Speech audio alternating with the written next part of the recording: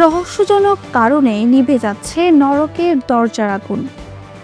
তুর্কমেনিস্তানের বিখ্যাত gateway to hell বা নরকের দরজা নামে পরিচিত বিশাল গ্যাস গহ্বরে টানা 50 বছরেরও বেশি সময় ধরে জ্বলছে। জ্বলতে থাকা এই আগুন অনেকটাই নিভে এসেছে বলে জানিয়েছেন দেশটির সরকার। এই আগুনের সূত্রপাত 1971 সালে।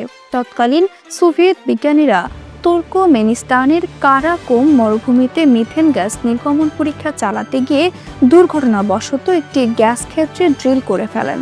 তখন তারা মিথেনের সমস্যা সমাধানের জন্য আগুন লাগিয়ে তা নিঃশেষ করার সিদ্ধান্ত নেন। কিন্তু সেই আগুন আর নেভেনি, বরং তা মানবসৃষ্ট ইতিহাসের সবচেয়ে দীর্ঘকাল ধরে জ্বলে থাকা আগুনে পরিণত হয়। এই ঘটনাটি একদিকে যেমন পর্যটকদের আকর্ষণ করেছিল, অন্যদিকে তেমনই পরিবেশের জন্য ভয়াবহ ক্ষতির কারণ হয়ে দাঁড়ায়। মিথেন হচ্ছে এক প্রকার গ্রিনহাউস গ্যাস যা জলবায়ু পরিবর্তনের বড় ভূমিকা রাখে।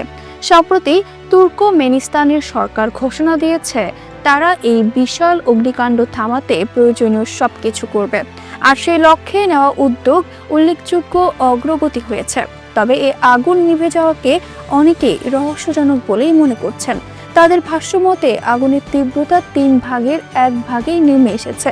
যদিও এটি ঠিক কত সময়ের মধ্যে অর্জিত হয়েছে তা সরকার স্পষ্ট করেনি।